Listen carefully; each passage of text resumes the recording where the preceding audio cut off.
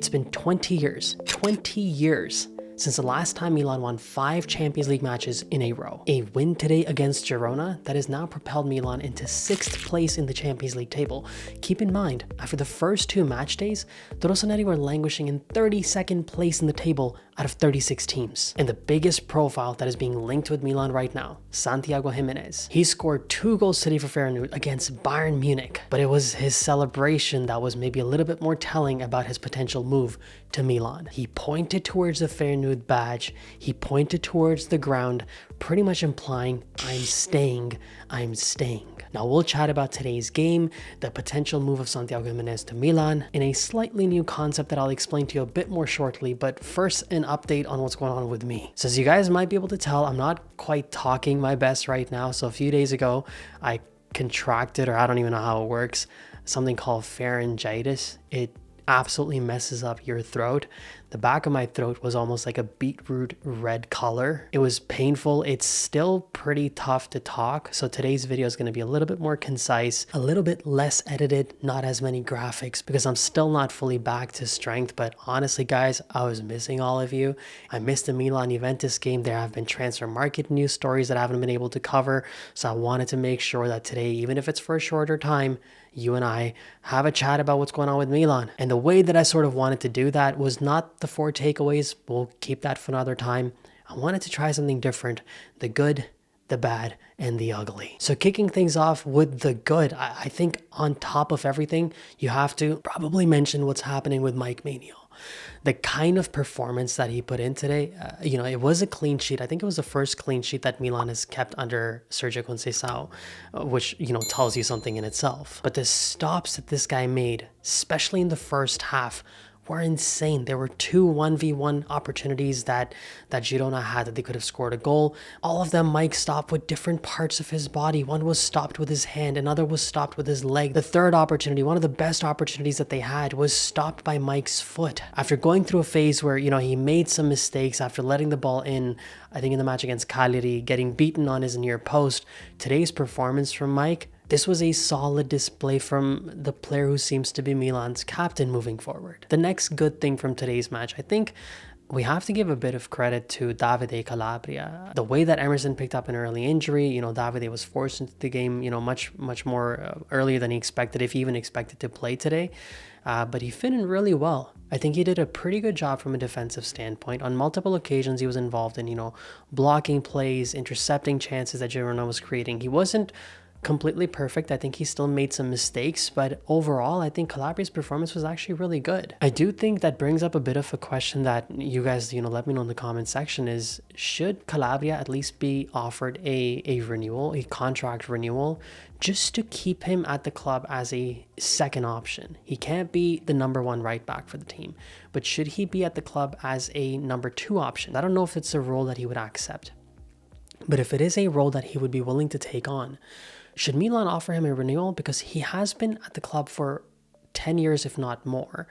He's seen the Banter era. He's seen the cycle where Milan won a title and has won, multiple trophies at this point in time. And he has that Milan DNA. He's part of the youth sector and he sort of grew into the club. So he might be a profile that Milan could have, maybe as not quite age-wise, but experience-wise, having seen the cycles of the club as a veteran leader, sort of. If he's willing to accept a backup role, do you think this is a player that Milan should offer a potential contract renewal to? The third good thing from today's match, you have to say it has to be Straina Pavlovic.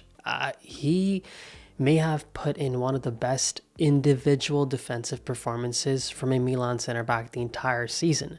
And what I mean when I say that is, a lot of players play well in the defense as a unit, understanding the opposition and the way that they're playing and play as a unit. But when it comes to individual blocks, individual interceptions, individual headers in dangerous attacking positions. Now, you can say what you want about Girona's quality as a team. They're sitting in 8th place in La Liga. They're pretty much bottom of the table in Champions League. So they're not necessarily the best quality side. But from an individual standpoint, I felt like a lot of the interceptions specifically that Pavlovic made today, they're very important, especially when it comes to this player being the player that a lot of, the media has been talking about how Pavlovic's appearance against Girona will be his final appearance or his final audition for the coach, and he might be making a move away to Fenerbahce, was what it was being rumored. But do you think after a performance like he put in today, Milan should still be letting go of this player, or do you think this is at a minimum a handy backup center back option to have? Because keep in mind, with the Serie A progressing, the Coppa Italia yet to be concluded, Milan looking fairly decent in the Champions League to make the next round quite easily at this point in time. You need as much defensive backup options and defensive depth as possible, and Pavlovic sort of offers that. The next good thing that happened, a real quick one, has to be Ismail Bennacer. I think what he did for Milan to score that goal, the interception that he pulled off, and the pass that he made out to Rafael Leao, picking up that assist, that's the version of Bennacer that we remember from multiple years. Is the guy who does the defensive work, does a little bit of the dirty work in the midfield, and then creates opportunities for his teammates, gets the assists, sometimes scores goals himself. That's the version of Bennacer we've been missing, and his absence has made a lot of fans question his position at the club. And again, this is a weak Champions League side in Girona that he's played that way against. But do you think that he should be given the time to sort of be able to replicate this form against the bigger teams when he gets more consistent playtime under Conceição? Because what we saw from Bennacer today was pretty good quality. The next good thing that happened, we have the return of Christian Pulisic back into the team. In the past matches where Milan has lacked attack-wise, especially in the match against Juventus, the way that they were incapable of converting their chances. A player like Pulisic sitting on the sidelines and not making an appearance in that game, I think had a huge impact. And in general too, this is a guy that uplifts Milan's attack no matter what. He hasn't necessarily been the most consistent recently, but he's one of those players sort of like Rafael Leao, that the team is just better when he's on the field. If he's on the bench and he's on the sidelines, no matter what the reason is, it doesn't help at all. You want Christian to be on the field. And the fact that Milan has him back from injury and they're entering that phase, in the season now, the pivotal weeks where you now want to, confirm a top 8 Champions League finish. You have a tough derby game coming up against Inter. Coppa Italia games are also going to come up, so you need that depth. I think it is important that Milan has Pulisic back, but I think it's equally important to make sure that he's not overused again, because there could be a debate that he came back from injury after a month away and he was played too many times in quick succession by Conceição that sort of, I don't know if it relapsed the same injury or not, but it definitely ended up causing an injury to the player. This time around, Milan has to be careful how many minutes he's allowed to play, but it's only a good thing that Christian's back. And the final good from the good section has to be Rafael Leao's performance. He scored a goal and it was a high quality finish. Musah, Gimenez. Oh, come on, man. You can't lose the ball there. Gimenez, they're on the counter. Bennacer, nice work. Isma. Oof, to Leao. Is he onside? Leao, please score, man. We need one now. Leao. No. Yes. Yeah, as long as he's onside. I can't celebrate too much. My throat can't handle it, but just tell me he's onside. For him to drag the ball first into the box the way that he did, and then sort of to dink his way away from 3 different Girona defenders and, move the ball towards the goal post and then use his weak foot to hit the near post of the goalkeeper, it was quality and class from Leao. And the thing is, it wasn't just that from Rafa. He was a player that actually created a lot of opportunities for his teammates in the first half. The chance that he created for Yunus Musah using the outside of his foot, but Leao was sort of facing the corner flag and Musah was over there. So for Leao to be moving that way and then use the outside of his foot to push the ball over, cross the ball over the entire Girona defense, and, it perfectly lands for Musah. Musah does a good job too to get, drive the ball forward towards the goal. But then whatever stupid stuff that Musah did to check the ball back instead of taking a strike on goal, it should have been an assist for Leao. And then later on in the same half, the way that Leao set up Theo Hernandez, I mean, what else do we want? I think it was a ball pass out either by Bennacer or maybe Tijani Reinders.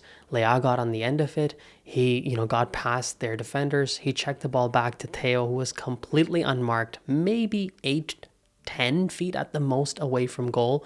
And he hits the crossbar in the process. I mean, it shouldn't have just been a goal for Leao today. It should have been multiple assists. And that was the crazy part about today's game, is that in the first half in itself, it should have been a 3-0 scoreline for Milan. And the saves that Maignan made, it could have even been a 2-0 scoreline for Girona. So the first half was super exciting and interesting. The second half, not so much.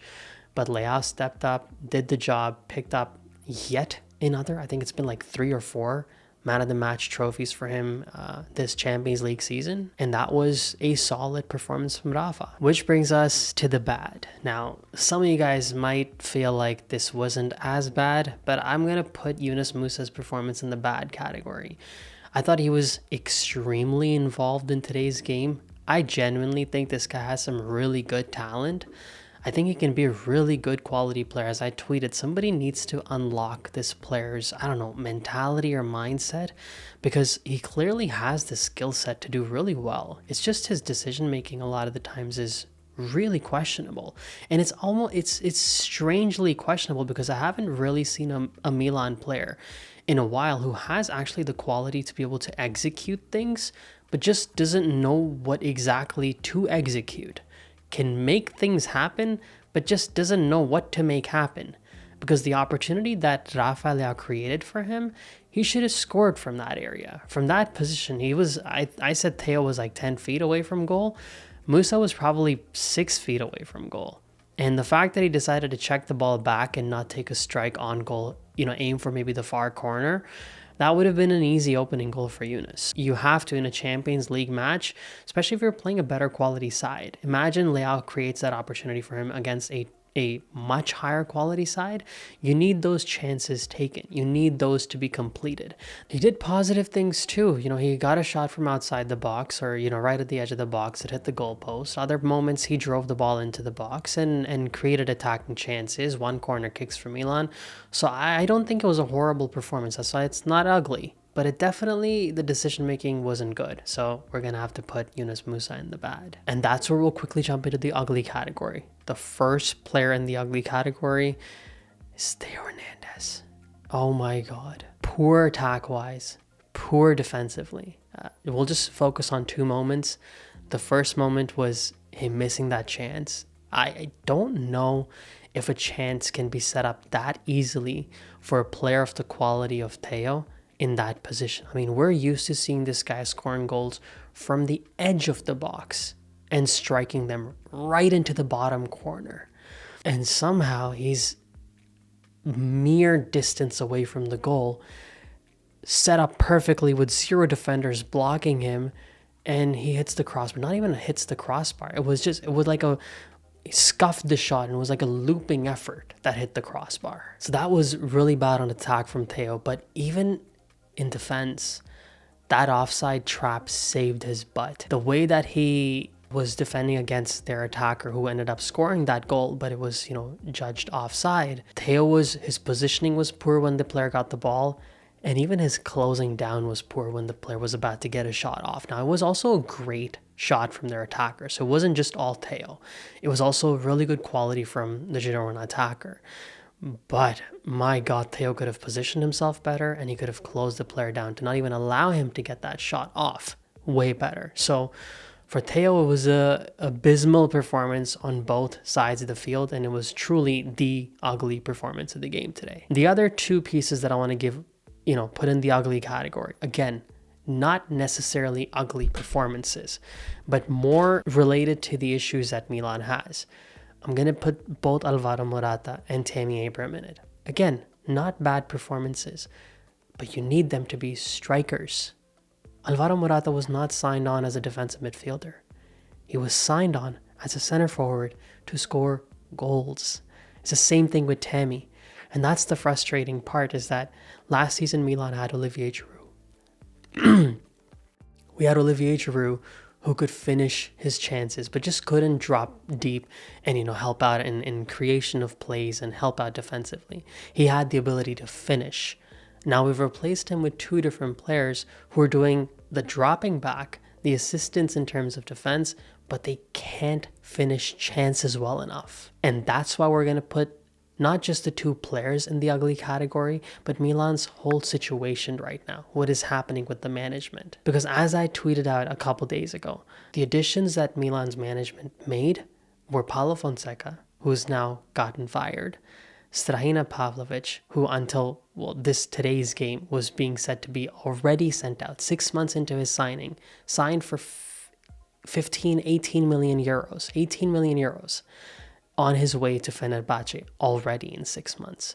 Same thing with Emerson Royal. It was being said that he was on his way back to the Premier League or another club. A 15 million euro signing, 6 months later already on his way out. And in order to accommodate him, you let go of Pierre Kalulu, who's playing lights out football at Juventus. So the true ugly outside of Theo Hernandez is some of the moves that have been made by the club. And for me, that's the biggest part. That's the biggest piece in this ugly category. And we're 22 days now into the winter transfer window.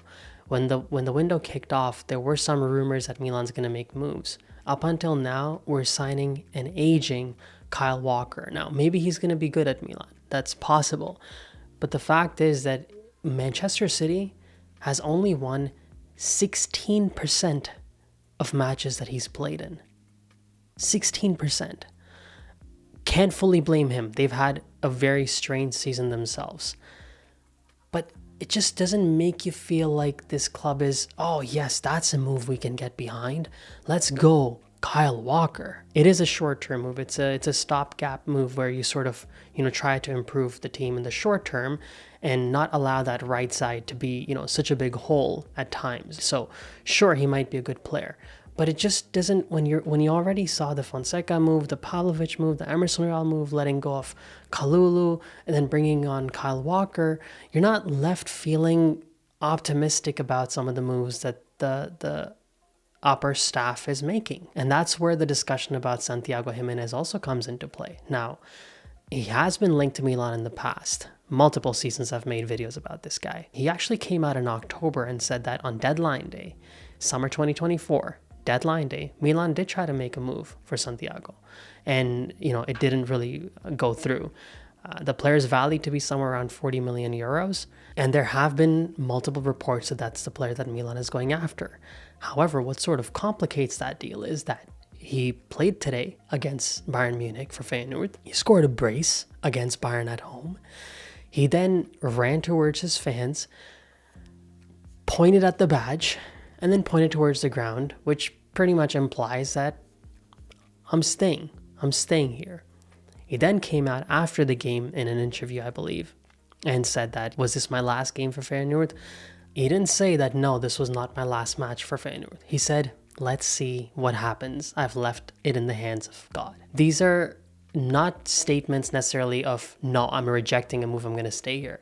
These are statements of, hey, in case I do move, I want you guys to know that I've given it my all and I've loved my time here. And some of the latest reports are saying that Milan are ready to make that 40 million euro move happen. And it's in the next few hours, maybe by tomorrow, that we'll have a more clear picture of the possibility of this player actually solidifying a move to the Rossoneri. Now, I think it all depends on our management and what they can get done here.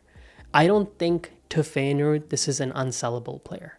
I think to them, the player will be sold for the right price. There isn't a player who's going to play for Feyenoord who's going to say, you know what, no, I want to stay here. I don't want to make a move to Milan. Of course, every player is going to say that I want to play for a historic club like AC Milan. So for me, the roadblock is actually on our side, on Milan's side, more so than it is on Feyenoord's side. What type of a package are the Rossoneri going to create to tempt Feyenoord to complete the sale in the winter transfer window? For now, to me, the move of Santiago Gimenez to Milan, this is most definitely real. I think it's certainly on the cards, because a celebration like that and quotes coming out like that from the player, and just the atmosphere, him tweeting out that it was a special night, almost like, the perfect sort of farewell game with the fans chanting Santiago Gimenez in the crowds. It seems like one of those games for him that was a perfect almost goodbye to his previous club with a future move to Milan looking highly possible. So there you have it, guys. That's the good, the bad, and the ugly from today's game. Tried my best for today's game. I'm gonna hope that I recover even faster by tomorrow. I'm definitely on the tail end of whatever I have contracted, but I'm hoping that by tomorrow I'll feel better.